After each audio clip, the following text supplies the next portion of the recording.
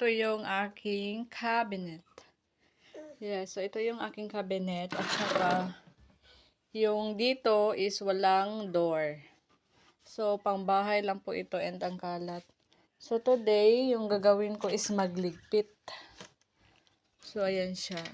Actually, yung cabinet ko po, ang gumawa is yung husband ko lang. So, built-in cabinet po siya para, meron akong kalalagyan ng mga damit. So, I'm so happy dahil hindi siya puno and konti lang.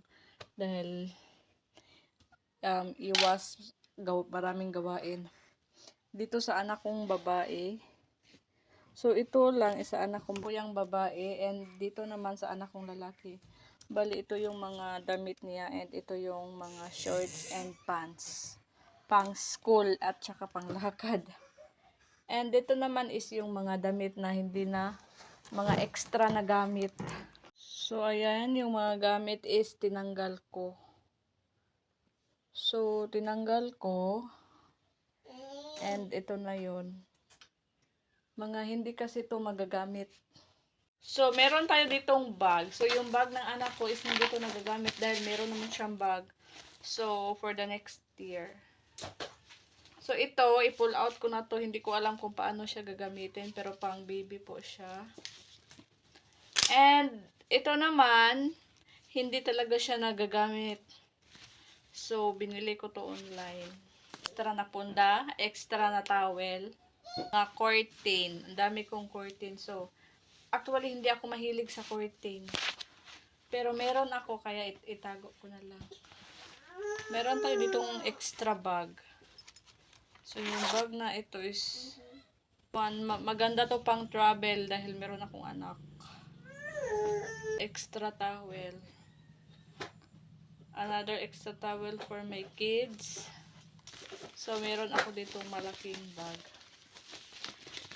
Ako pang travel bag. Ito, travel bag. Sobrang laki kaya nito.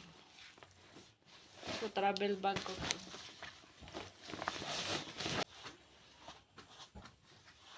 So, ayan guys, nalagay ko na sa bag. Para siya, maganda siya tingnan.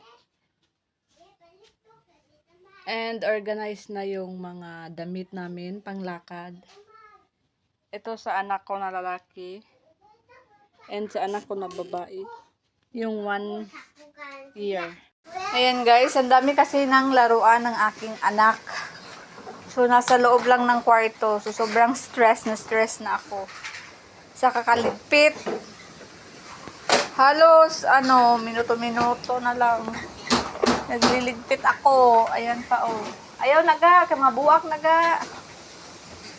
Guys, tapos na yung aking pagpalagay ng cabinet. Para sa laruan ng aking anak, ito yon. And then, sa baba naman, ito yung mga baso. Ito yung mga regalo sa aming kasal. Ayan. Meron tayong banana dyan. So, maliit. So, this is my wood bed. Made of my father.